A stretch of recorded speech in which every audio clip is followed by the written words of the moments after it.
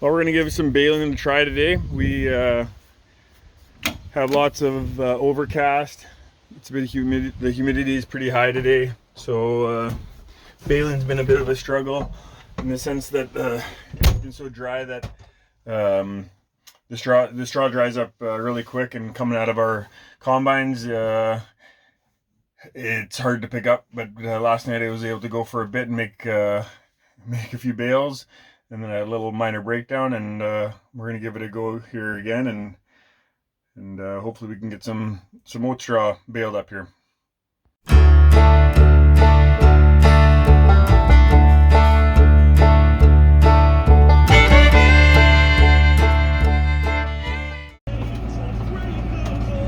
Alright, well, here we go. We run a 7715 Massey in pulling our 2956A round baler, and here we'll try and get this oats a try to see whether she'll bale up. Alright, well, we got our first bale is made. I'm gonna go for a walk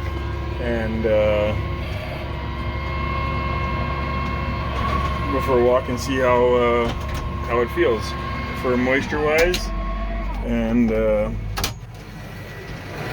hopefully it's not too wet. Hopefully it's just right. Alright, so there's the first bale I made. Stick my hands in there. I think that's pretty good. It's yeah, I think that'll be good. Yeah, so we grew up as grain farmers, not this none of this cattle stuff. And a couple years ago, I'm just testing the see how wet the straw is here. But yeah, we grew up grain farming, and me and my brother decided to get into cattle a couple years ago, and with that we've had to learn a lot of things, and one of those things is baling. So by no means am I an expert, but I've been learning over the last couple of years, and yeah, you have cows, you need straw, and that is an area that I picked up in making bales and doing that organizing on the farm. It's been a learning curve, but yeah, we're slowly figuring that out. If you look in really close, you can see actually the row that I'm picking up. It's really small. We run Gleaner combines, and our S98s don't leave a whole lot of straw at the back end. So it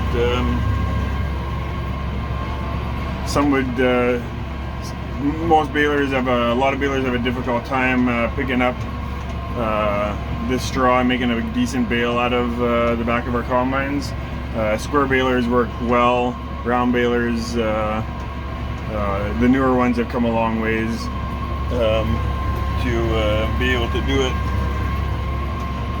So, but typically in the last couple of years we've been dry, and even then we were only getting a bale, roughly a bale to a bale and a half, an acre of straw.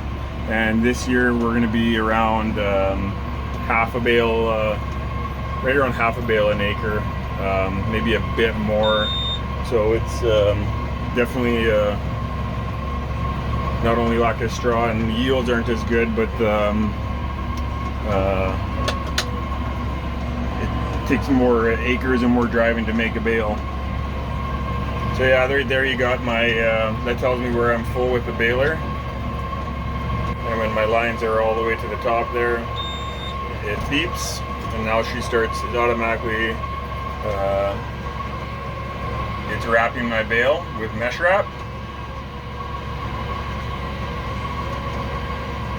And does it all automatic.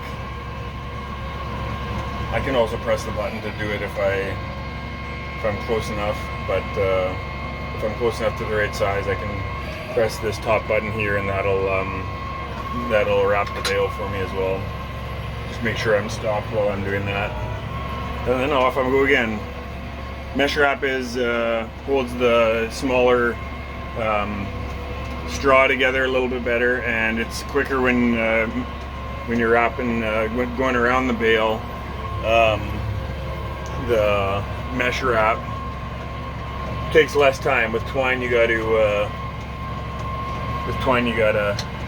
takes a little bit longer to kick the bale out. So mesh works good for us. We like it. Not everybody does, but that's what we found works good for us. So yeah, those are some of the bales I made last night. And that's the bale I just made right there. A nice bale. So as you can see there, you want to keep it away from the red, and it tells me which sides I need to be filling as I'm going.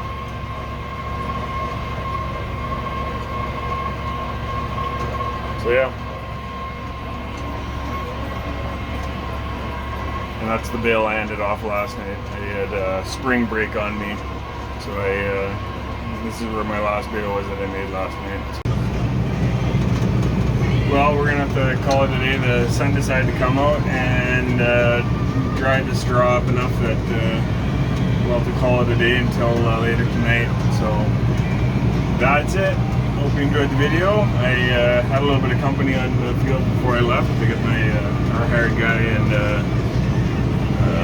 my nephew picking bales. So they're busy over there going, if you can see. And yeah, look him up, Manitoba Dutch kid. That's our hired guy. He puts on some pretty good videos too. So look him up. Hope you enjoyed.